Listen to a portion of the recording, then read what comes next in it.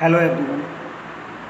मैं doctor Abhay Kumar Singh, assistant professor PG department of history, Jayaprakash university Chhapra. I am going to discuss one of the most important topic of modern Indian history, that is drain of wealth, means धन का निष्कासन।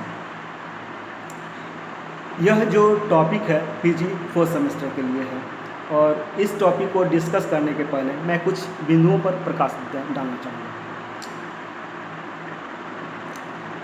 जैसा कि हम जानते हैं कि ब्रिटिश सरकार की जो आर्थिक नीतियाँ रही हैं वह समय के साथ क्रमगत रूप से बदलती रही हैं तथा भारत के विभिन्न सेक्टर को वो अलग अलग रूप में प्रभावित किया है। तो जो हमारा आधुनिक भारत का जो आर्थिक इतिहास है, तो वहाँ बहुत सारे इम्पोर्टेंट टॉपिक बनते हैं, जैसे कि भूमि बंदोबस्त व्यवस्था, कृषि का वाणिज्यीकरण, औद्योगिकरण, धन का निष्कासन या रेलवे का विकास। तो ये सारे बहुत इम्पोर्टेंट टॉपिक हैं, और इन सारे टॉपिक से न केवल हमारे एकेडमिक एग्जामिनेशन में बल्कि कॉम्पिटिटिव एग्जामिनेशन में भी क्वेश्चन एराइज होते रहे हैं। और इसलिए ये सारे टॉपिक का कंसेप्ट हमें क्लियर होना चाहिए, सो दैट कि अगर इन टॉपिक से हमें कोई क्वेश्चन एराइज होता है तो हम उसका रिप्लाई अच्छे से कर सकें। इवन इन सारे टॉपिक से रिलेटेड बहुत सारे स्टडी मटेरियल आप लोगों को प्रोवाइड किया गया है। तो चलिए दोस्तों, हम स्टार्ट करते हैं जो आज का जो टॉपिक है, धन का निष्कासन। तो जब हम धन के निष्कासन की बात करते हैं तो इसमें बहुत सारे पॉइंट बनते हैं जिसे आगे हमें डिस्कस करना है, जैसे कि धन का निष्कासन क्या है, इसका बैकग्राउंड क्या है, स्टार्ट कब से हुआ, इस सिद्धांत का प्रतिपादन सबसे पहले किसने किया, कितनी मात्रा में धन का निष्कासन हुआ, इसके क्या क्या सोर्सेस हैं, मतलब स्रोत हैं, किस मीडियम से जो धन का निष्कासन ब्रिटेन की ओर हो गया, और इसके दुष्परिणाम क्या निकले। तो ये सारे जो पॉइंट हैं जिसे हमें डिस्कस करना है। तो सबसे पहले हमें डिस्कस करना है कि आखिर में धन का निष्कासन है क्या। तो धन का निष्कासन से तात्पर्य है कि भारतीय धन संपदा का विदेशों में करना, जिसके बदले भारतीयों को कुछ भी प्राप्त नहीं हुआ। अर्थात ब्रिटिश सरकार के अंतर्गत भारतीय उत्पाद का वह हिस्सा जो भारतीय जनता के उपभोग के लिए उपलब्ध नहीं था राजनीतिक कारणों से जिनका प्रवाह निरंतर इंग्लैंड की ओर हो रहा था, इसे धन निष्कासी की संज्ञा दी गई है। अब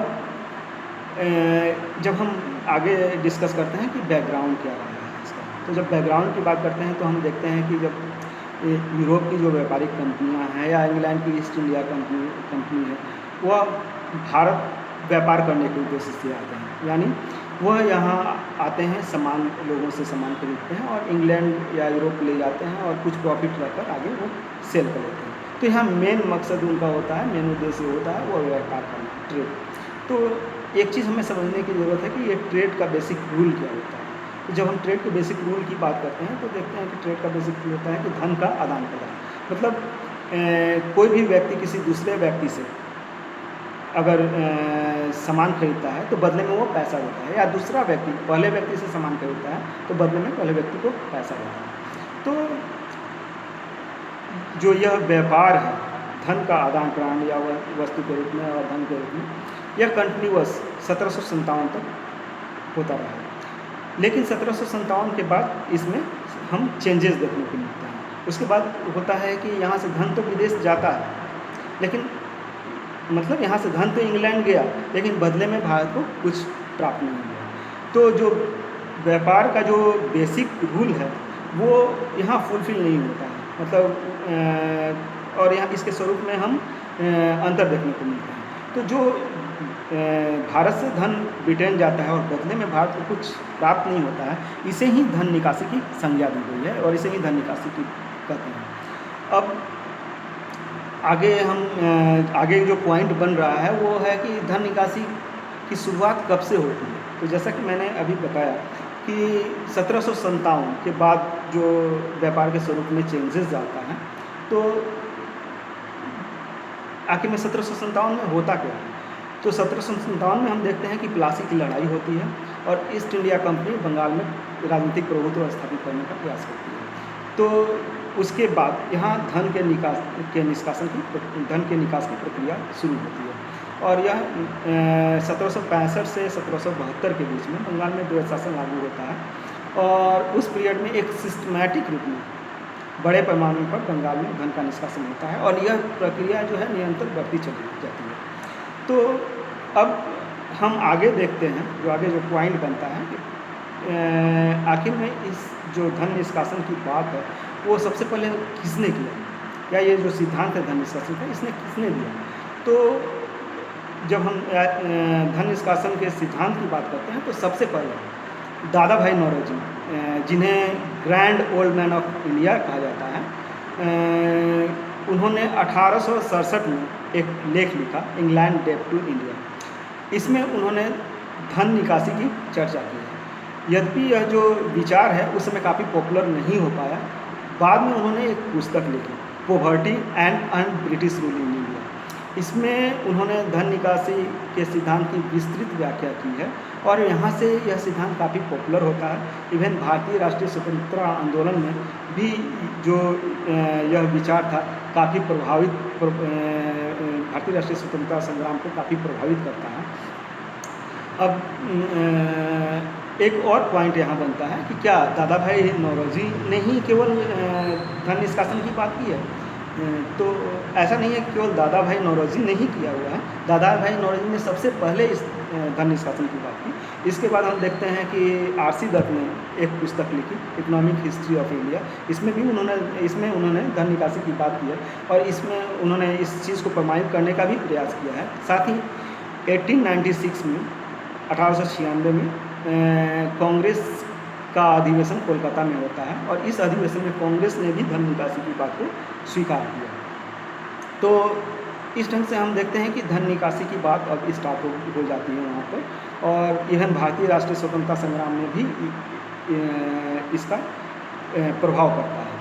साथ ही अब हम ये एक चीज़ और डिस्कस करते हैं, आगे का जो पॉइंट बनता है कि धन के निष्कासन का स्रोत क्या थे, सोर्सेज क्या थे, किस मीडियम से यहाँ जो धन है वो इंग्लैंड की ओर जाता है। तो इसमें हम पाते हैं कि ईस्ट इंडिया कंपनी के कर्मचारियों को जो वेतन, भत्ते, पेंशन दिए जाते थे वह कंटिन्यूअस इंग्लैंड की ओर जा रहा है।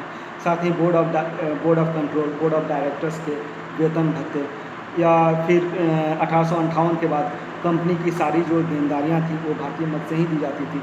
साथ ही जो उपहार में जो मिले हुए धन थे, या ईस्ट इंडिया कंपनी के अधिकारियों के जो निजी व्यापार से प्राप्त जो धन थे वो भी कंटिन्यूअस इंग्लैंड की ओर जा रहा है।